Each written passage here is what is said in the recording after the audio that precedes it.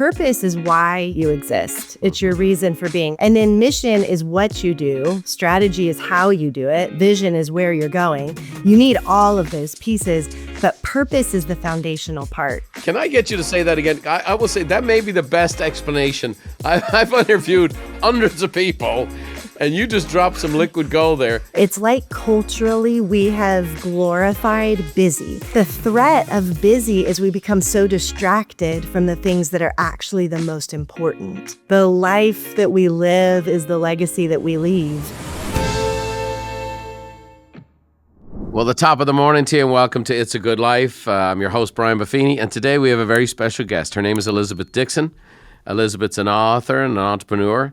She was a former executive at the Chick-fil-A organization, which we all know and love, and really all about customer experience, which is fantastic. Today, she's the CEO of the Trilith Foundation. I believe that's in Atlanta, Georgia, and she's doing an amazing job there.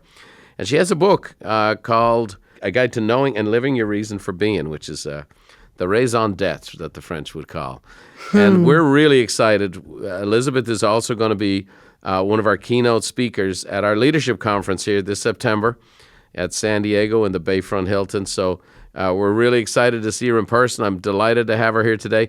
Elizabeth, we're honored to have you on the show today. Thanks for making the time for us. Thank you so much for having me. So lots to talk about here. You know, there's an awful lot of books about purpose. The Purpose-Driven Life being one that, you know, okay, so however many tens of millions of people bought that. And so it's like, who needs another book on purpose? It was very interesting as I started to dig in here. You have a very unique perspective on this. And I find myself being drawn in. Can you talk a little bit about this whole dynamic in finding your purpose, about the defining purpose and what it is? So in the business world, we throw out these terms, purpose, mission, vision, values all the time. And sometimes you'll be in rooms and you'll think, wait, I think we're defining words differently from each other. And so what I found, purpose is why you exist. It's your reason for being, whether it's a person or a business, it's your why. And then mission is what you do. Strategy is how you do it. Vision is where you're going. You need all of those pieces, but purpose is the foundational part. It is the Can most I get you critical. to say that again? I will say that may be the best explanation. I've interviewed hundreds of people, and you just dropped some liquid gold there. Can you go through that? Because I think so many people get confused about my mission and my vision and all that kind of stuff. Can you just do that again? It was so good. Sure. So purpose, it's why. It's why you exist. Then your mission is what you do. And that can change. The stages of life, seasons of life. As a business, things can change and shift, and you have to pivot, and your mission can shift and change. But your purpose typically stays consistent throughout. So purpose is why, mission is what you do. Strategy, that's how you win. What are your strategies that you're going to do to get to your ultimate goal, or vision, which is your preferred future of where you're trying to go and what you're trying to be? That's so good. So good. I've never had anybody put it that succinctly. I know you think that's no big deal, but I'm a guy who knows how to make a big deal when I hear some great stuff. And that you think that's no big deal. I'm telling you right now, if you walked into every seminar you did and just talked about that in those clear terms, I'm telling you that you would help so many organizations. You know, there's a line in your book that I love, which says, purpose moves us from confusion to clarity. And I think one of my mantras around here with we have hundreds of staff here at Buffini Company, and I go, it is kind to be clear, and it is cruel to be unclear. Yes. And so I love how, and this is where I think where your take is, you really have this in an action term to me. How does purpose move us from confusion to clarity? As individuals, it's said that we make 40,000 decisions every day. And so when you start to think about all of the choices that we're making, many of them are unconscious. We're just naturally going through the flow. You talk a lot about habits and the importance of habits.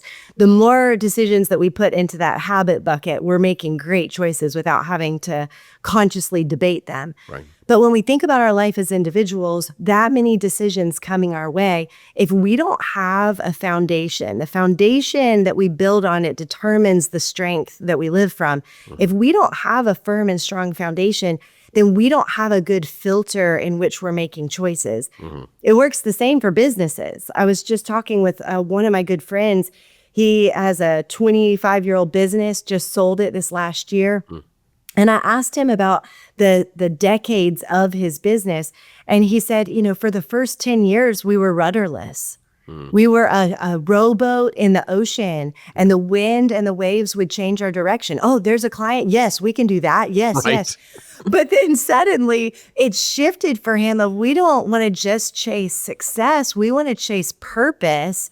And it allowed us to have the filter of who is it that we're going to work with? And if they're going to ask us to change who we are, do we want to work with them? So whether it's individuals or it's businesses, the clarity of knowing why do we exist, it gives us the confidence to make the hard choices. 40,000 as an individual, or probably exponentially more as a business every day. Yeah, so good. So good. You talk about in the book roadblocks and building blocks on your path towards purpose. What do those look like? So some of the roadblocks are discomfort. It is uncomfortable for most of us to put words to something that is so powerful. When you ask someone, hey, why do you exist? Most people pause. It can be uncomfortable for them. And so discomfort is a huge roadblock. Distraction. How many times do you say hi to someone and you say, how are you doing? And they respond with busy. Oh, And you're wow. like, no, don't be busy. Right. Like be effective, be productive.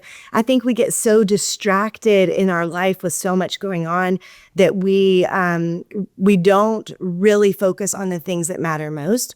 And then also defeat. I had a college professor. He was my favorite college professor, Brian. He What was school was that? amazing. What school was that? Liberty Oh, University. yeah, great. Love that school. Yes. He was my favorite. And I remember my junior year, he was saying, so what do you want to do with your life? And I said, I want to be a motivational speaker. And his response, he would not remember this at all, but his response was, who's going to listen to you? Oh, like it's what I needed to hear. It was a great question. It became trajectory changing for me. But many of us, when we have those moments that feel very defeating with what someone says, or we failed at something, or we got fired from something, or all the deals that we put together just fell through, and now how are we going to feed our family? That defeat a lot of times can etch away at us really defining what our purpose is. So those are a lot of the roadblocks. And then building blocks are when we have a purpose that's others focused, when it transcends the seasons and stages of our life, and when it motivates us, when it's language, we have to remember it. If we have to pull it up on our phone, no, we have to remember what our purpose is, be able to recite it, because then it becomes that foundation for all the decisions that we're making. Well, ours is impact and improve the lives and livelihoods of people, and I've been doing it for 30 years, and it's the guiding factor of every decision. Like if we're not impacting somebody's life or their business, why are we doing it? And then I also challenge our own team. If you're working here and your own life is not being impacted by working here, then we're wasting our time, because we have to be a product to the product. If you're when we teach budgeting, if you don't have a budget, what are we doing? If we're talking about having this balance in life, I mean, if people tell me, oh, I'm working so much, I miss my kid's game, that's like the worst thing they can ever say. Yes. I'm curious to know how, in your past endeavors, your current endeavor, how did purpose show up? Like Chick-fil-A, people have, it's an interesting dynamic. Like my kids love Chick-fil-A. I mean, it's just what they do. How did that show up in your former life at Chick-fil-A? Well, I have to say, with 6 kids, you probably funded a lot of my career. So thank You're you very welcome. much for that. Well, by the way, I also owned a school at one stage, and we would have Chick-fil-A at every single. We would buy Chick-fil-A for all of the home fans. So yes, I was a big investor in Chick-fil-A. Yes. So thank you very much. So Chick-fil-A's corporate purpose was defined in 1982 when interest rates were 22%. Chicken prices were higher than they've ever been. Competitors were in the landscape that had never been there before. And Trilith, Kathy, founder, had just taken out a loan to build the corporate office building in Atlanta, Georgia. And it was a very tough time. For the first time ever, sales were declining. And so Dan, Kathy, Trilith's son, and the executive committee went away to ask the question, because a lot of times crisis is what causes us to define our purpose. Right. For those that are listening that aren't in crisis, though, you can build the bunker before the war comes. Oh, trust me, most of my clients are in real estate. They're in the middle of a crisis right now. They're in the crisis right now. It's been going for 3 years, Elizabeth. My husband's in real estate, so I'm right there with you. Okay. And my dad used to always say, never waste a good crisis. Yeah. There is good that can come from that. And so in the season we're in, asking those hard questions. So out of that season came to glorify God by being a faithful steward of all that's entrusted to us, and to have a positive influence on all who come in contact with Chick-fil-A. And just like your corporate purpose, it doesn't have anything to do with chicken or selling houses or even developing people. It has a much bigger call and cause as a part of it. And those become the strong purposes that I believe we were designed to want to be a part of something that's bigger than ourselves, more impactful than we could ever do alone. And those are the ones that people want to follow and be a part of. What about the Trilith Foundation? Tell folks a little bit about what it does, and I'd love to know its purpose. Yes. So at Trilith, we set the stage and enrich the lives of the story makers who inspire the world. And your son is one of those. Yes. The story makers, those that are crafting film, television, music, athletics, media of all sorts, they are the culture shifters of our day. And so we want to pour into their lives mentally, emotionally, physically, spiritually, and relationally, because we believe if you live a better life, you're going to tell a better story. Wow. And we think our world needs better stories. That's so good. So good. Practicing what you preach, girl, which is kind of that is the reason to get on our stage. Okay. The world is drowning in information and starving for wisdom. And we just really like people who are doing it or have done it. And there's an awful lot of people who talk about it. And, it's tough. There's one person online, she's got a huge following. She's helping people buy businesses. And I just listened to some of the advice. And I'm like, that's not someone who's ever owned many businesses who gave that advice, because there's no way you could. You couldn't give that advice, because I've owned a bunch of businesses and you couldn't do that. So, the fact that you've come out of those places, the fact that you're speaking from experience, you can talk about, hey, who's going to listen to you? Well, that experience, that life experience and what you've lived and how you've applied it, that is worth listening to. And so that's why we're so excited to have you at the Leadership Conference and get our clients exposed to you. You say in your book that busyness is the thief of success. It tricks us into prioritizing the unimportant so we feel important. That was a line that just jumps out. Talk to us about that one. Kind of like we said just a second earlier, it's like culturally we have glorified busy. Yeah. It's as though when we say, how are you doing? And someone replies with busy, I think what they're craving to say is, I'm important. Right. And see me and recognize me. I'm valuable. I'm valuable. And the reality is you are. You are valuable, and you probably are doing great work. But the threat of busy is we become so distracted from the things that are actually the most important. Right. And when we become distracted from the most important, we're never going to be as successful as we would have been. And so it's a thief, and we have to watch out for it. We have to say no more than we say yes, because one no represents a way more intentional yes to something. And as parents and spouses and friends and community leaders, we have to make sure that we're prioritizing things right and we don't miss what matters most. Right. Well, and it's very much an American dynamic. I tell my kids all the time, God doesn't speak with an American accent. I know it's right, because it's the center of the movie world, it's the center of the music world. It's this behemoth. I'm Irishman, but no one, an immigrant who comes here and falls in love with this country becomes the biggest patriot, right? Because we've been somewhere else. But American busyness is a badge of honor, and workaholism is the only addiction that's never challenged, like that somebody needs to get off, right? If somebody goes, man, I have a drinking problem, like, well, you need to get that rectified.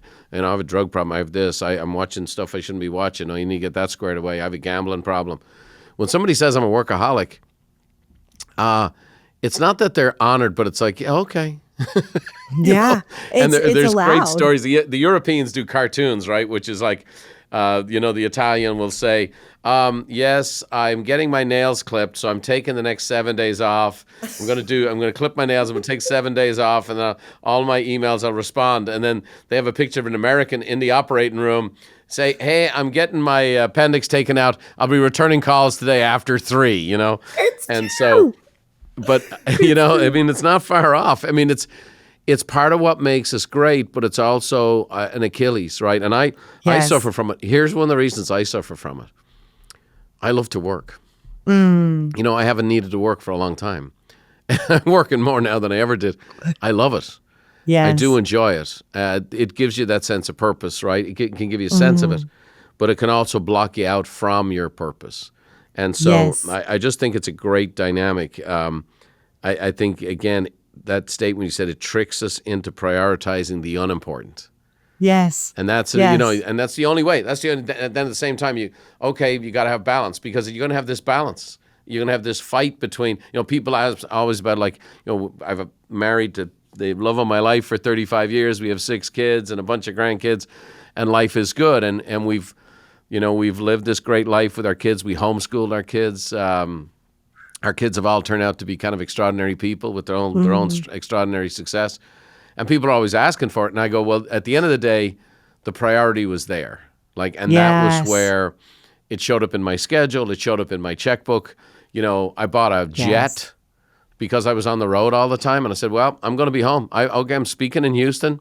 I'm going to be home for dinner. I'm going to coach the kids that night.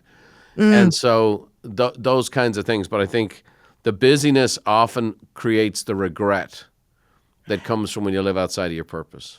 Yes. And when we define our purpose, we're thinking about our 80, 90-year-old self that would decide, what am I regretting? And when I'm old and dying, who's around me? My coworkers? Right. No. There's a great book. I don't know if you've had a chance to see it. It's by an Australian nurse, and it's called The 5 Regrets of the Dying. And it's really worth a look. And so she was a hospice nurse. And so, those people who are hospice, there's a special place in heaven, for those folks. And but she basically was in the last stages of people's lives for 15 years and just kept hearing what their regrets were.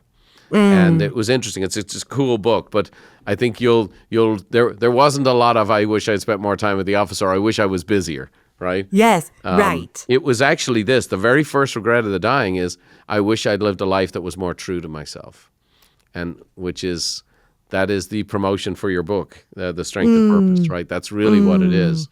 Yes. So very, very powerful. You've created a personal purpose statement. Can you break that down for us? Sure. So I had a really hard season that caused me to feel that I was defining my purpose by my work. I wasn't bringing my purpose to my work. I was extracting my purpose from my work. And when a tough season came, I recognized that my root system was not strong. And so I went through a process, and that's what the book was birthed from, is what are the questions I need to ask to define it? I know it's important. I want to live a purpose-driven life. I thought I had been for 30 years. So what do I need to do? So out of that process came my purpose statement, which is to reflect Jesus by galvanizing people and ideas for good. I love to galvanize. I love to build a business. I love to help move a high-performing team toward achieving a goal. Those are my favorite things to do. But ultimately, for me, I want to do it in a way that is a reflection of my faith and what's changed my life, which is Jesus. So that's my personal purpose statement. And then that becomes a criteria, right? The whole dynamic 100%. of writing this stuff down is it becomes a criteria. The 10 Commandments were written down, well, more than once. Then Moses kind of threw them away at one stage. But, you got to write this stuff down. And that's why, we've put, even in goal setting, We've put more people through the actual physical act of goal setting than any other organization in the world because most people have goals in mind. And what we've done, we're this coaching company for 30 years, and we can show people their own performance, and they're 7 times more likely to get something done when it's in writing. Most people have this purpose or this sense of purpose. I really feel not only is it the biggest regret people have, I think it's the biggest source of consternation. That sense of unfulfilled purpose. I think people in their heart know. I ask every audience I've ever spoken to, and I've done 2,500 seminars, and I'll how many of you in here feel like you have some untapped potential? And every single person will raise their hand. And it's a softball question, and I don't hammer people when they raise their hand on that question. But think about it. It's like it's not something I want to be proud of. It's just we somehow think we have this optionality with it. That's my life. I can do with it what I want. But let me say this, that the regret that comes from that, the depression that comes from that, the resentment that comes from that, and the lack of purpose that comes from that. And it's just a matter of, and so again, many times we need help. We need a resource like this, like your book. We need coaches. We need people to help clarify us, help us get clear on our vision. It's a very, very powerful thing. And it's just easy. It's easy to miss. And we can work hard every day. We're on the hamster wheel. And that's why I was like, I was referred to you, and we talked to my great friend Bill Hampton here. We will probably review 8 to 850 speakers every year. Wow. And we've booked over 500 people over the last 30 years. And you name it, from movie stars to great athletes to Neil Armstrong, the first man on the moon, to Gene Cernan, the last man on the moon, and everybody in between. Business leaders, billionaires, whoever else, but also motivational speakers and presenters. And we'll review all those things. And when Bill first came to me and he said, I have this gal, Elizabeth Dixon, she's speaking on purpose. And I got to be honest with you, I was like, my first thought was, okay, well, this ground has been well turfed over. Yes. And but here comes this fresh voice with this fresh approach that I think is one of the most important topics of all time. And I'd love you to kind of talk about this dynamic, because I think it's very important. You're a working mom. You have all this, stuff going on. So many people face this. How do seasons affect our purpose? So I think of it as seasons like winter, spring, summer, fall. We're heading into a football, fall season. And it's in the air. And you can just feel the excitement. What part of the country coming. are you in? Where do We're you live in Georgia. Of We're course. in the South. The football capital of the world, yeah? Yes. And so I think of seasons like that, no matter what stage we're in. So there's the youth stage and college stage, and you get married perhaps, and maybe you have kids or you don't, and then those kids leave the house, and there's these defined stages, but seasons come throughout those stages. And just like seasons, when you look at winter and you look out at trees that were once so green and they had so much fruit on them, those trees are not dead. They're going through a restoration. They're going through a season. And I think that happens with our lives. We're not spring all the time. We're going to go through seasons of winter where there is work being done. There are seeds being sown. And there's a gap between when we sow and when we reap. And my boss said to me a few months ago, he said, you reap what you sow more than you sow for longer than you sow it. Yeah. And I think we have to remember that, and our purpose gives us that foundation. It gives us that strength to go, this is a season. This too shall pass. Yeah. And there's something I'm going to learn from it. Don't waste a good crisis. I'm going to gain something, learn something from this. Right. And I'll probably come out on the other side better, faster, stronger, and able to help other people walk through their seasons better. But just like the boat without a rudder, if you don't have a purpose, that season is coming through and you're just going to get whipped around by it. You're not going to have that anchor that's holding you strong. I'm going to ask you an interesting question here. 65% of my clients in the last 30 years have been women. And I just think there's a dynamic. And again, any kind of conversation like this is considered politically incorrect anymore. But the beauty of being really successful is I don't give a rip. But, so you have kids, Elizabeth? I do, too. So what are their ages? 12 and 10. So I've watched over the last 40 years of my business career, the dynamic, and I just think there's a different dynamic for women in business than there is for men. Traditional roles and things like that.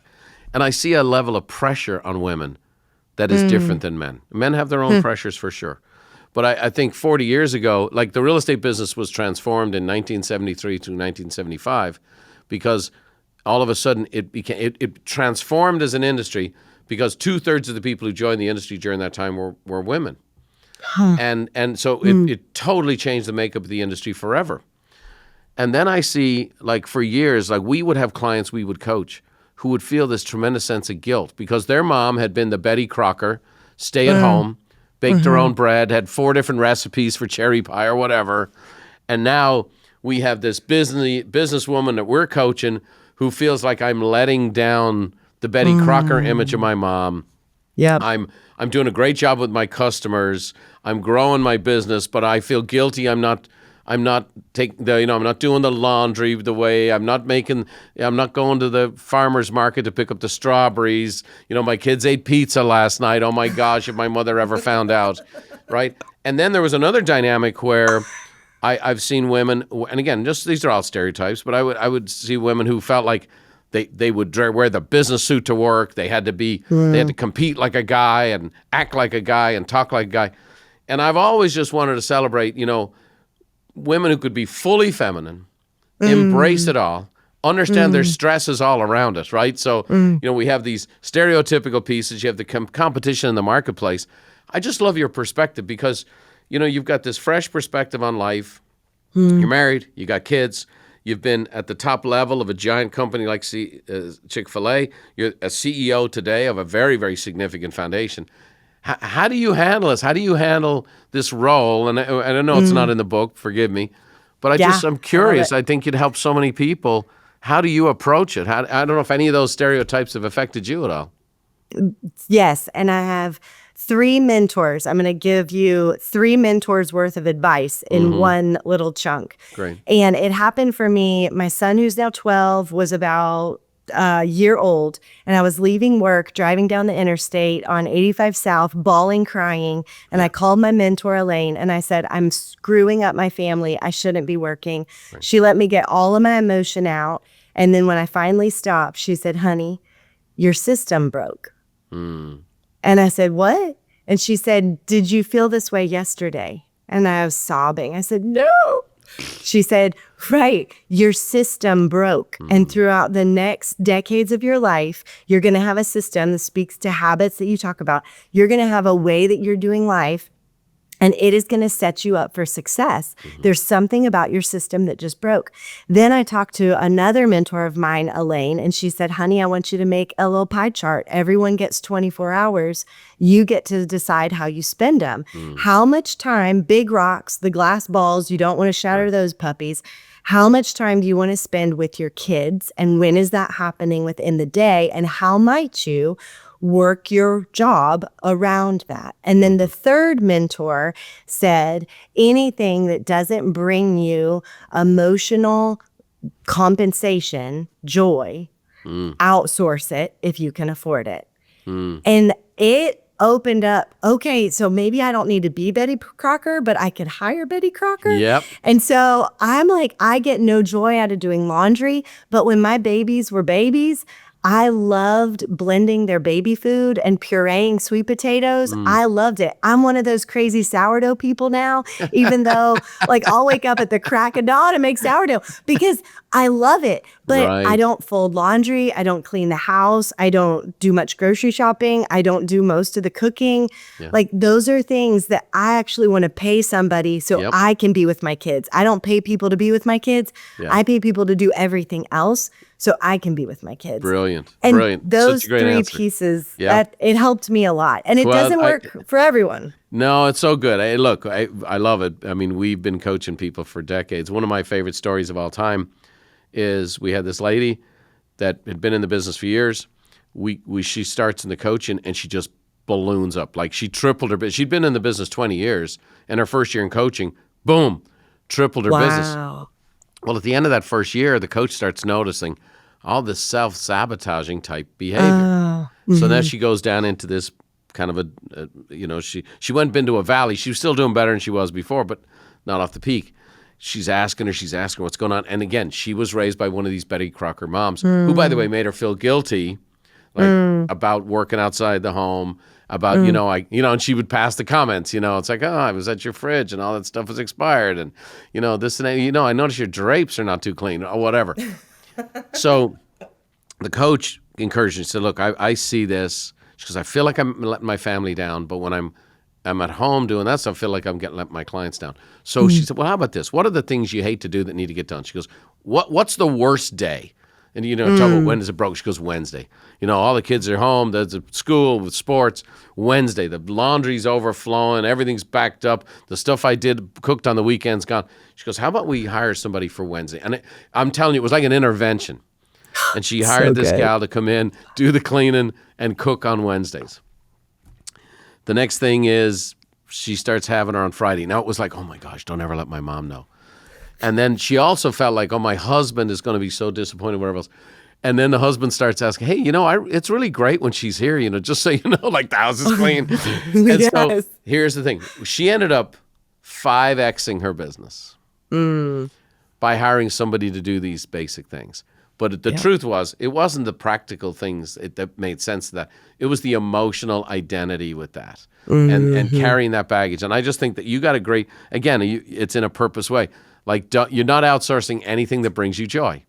Like, that makes sense. That makes sense. Like, no one barbecues at my home but me. I don't care what's going on. I got home. It was late last night. I had a late night at work. I'm like, hey, a California tri-tip, nobody touches it but Dad. And I came in the door, I had business conferences and this and that. I was talking to this giant business leader. I'm like, dude, I'll talk to you, but you're going to hear some sizzling in the background, okay? And this guy's heads up a Fortune 15 company, and he's like, oh, that's great. What you got going on? And, Dad barbecues the tri-tip. No one touches it.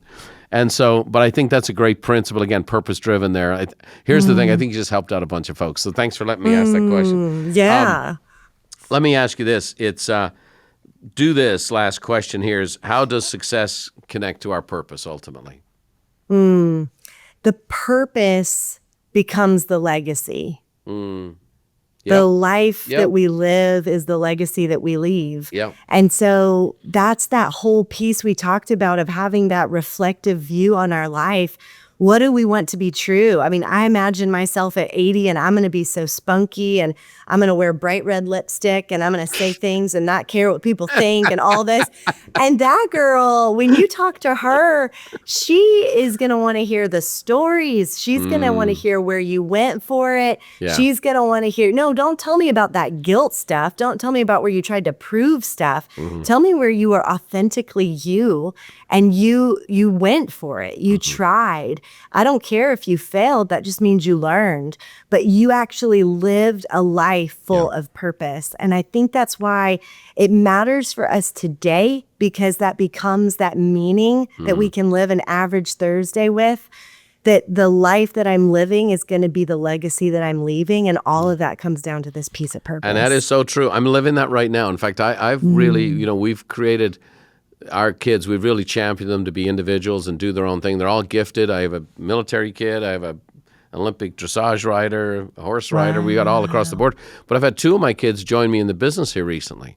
And, people are like, well, what's it like working for your dad? And people ask and so on and so forth. And they're like, well, I joined the company because I believe in the cause. And that's they're here to help me pursue this purpose. They're not coming to work for Dad. They're not looking for special treatment because of their last name. They're willing to roll up their sleeves and do it because they believe in the purpose of what we're doing. And so the very thing you're saying, I'm currently living right now, and it's true. It's true. It's so true. So powerful. Elizabeth, we're so excited to have you at our leadership conference. It's going to be absolutely awesome. We have a great lineup. We have Craig Rochelle, who is a rock star. We have Carla Harris. If you get a chance to hear her, she's Wall Street market maker, brilliant woman who shares her pearls of wisdom. And then we'll have Will Guidara, who's, unreasonable hospitality, and he's a brilliant guy. So, and then I'll throw a few things in there. They let me speak a little bit as well. So we're excited to have you. The book is The Strength of Purpose, a guide to knowing and living your reason for business, for being. And I just think, the French, raison d'être, your reason for being, your reason for existing. and ultimately putting that in writing and getting that in your business and life is fabulous. Elizabeth, I always finish off. I have 5 little questions I ask everybody. I know a lot of different shows do a lot of different things like this, but it just gives us a little different insight to you. Rapid fire, a little bit of fun if you're ready to go. I'm ready. So here's the first one. What's the single best piece of advice you've ever been given? Oh, gracious. Single best. It would be my dad, you be you. Oh, there it is. He sounds like a wise man. He is. What one talent or gift do you wish you possessed that you currently don't? Oh, I would be a singer. Yeah. Oh, it would be That's so common. fun. Yep. Yeah, On stage, right? Rocking it out. Yeah. Yep. What book has been most instrumental in your life? The Bible. Sure. The Bible. It has been trajectory changing for me in my life. And then outside of that book, I think I'm going to have to go with something that is more recent. Viktor Frankl's Man's Search for Meaning. Oh, yeah. Yes. Yeah. Been a favorite of that for a long time. What's the one movie you watch over and over again? Whenever it's on, you kind of stop. What's the one that gets you? Come on. It's on almost every flight I take. So when I fly to San Diego, I will have watched Crazy Rich Asians. My kids love that show. That's awesome. I love it. That's great. Lastly, but not least, what does the good life mean to Elizabeth Dixon? The good life means faith. It means family. It means friends. And it means doing all of that out of the unique sense of purpose that I was given since I was young. So good. You're a treasure. We're so looking forward to having you. It's going to be a great time. We know hospitality, so we're going to treat you great. It's a great audience and a very powerful audience, and I think I'm excited to showcase you to them, and they'll showcase you to their companies and organizations. So we're delighted to have you. Look forward to spending some time with you. And I'm going to finish up with a little Irish blessing, which is dedicated to another very, very powerful, purpose-driven woman, which is my mom. And so my mom passed away earlier this year, little Irish lady, 94 years old. And all 25 million people who've listened to this podcast have heard my mother do an Irish blessing. And in her honor, I finish our show today with an Irish blessing. So may the roads rise up to meet you, and may the wind always be at your back. May the rain fall soft upon your fields and the sun shine warm upon your face. And until we meet again, may God hold us all in the hollow of his hand. We'll see you next time.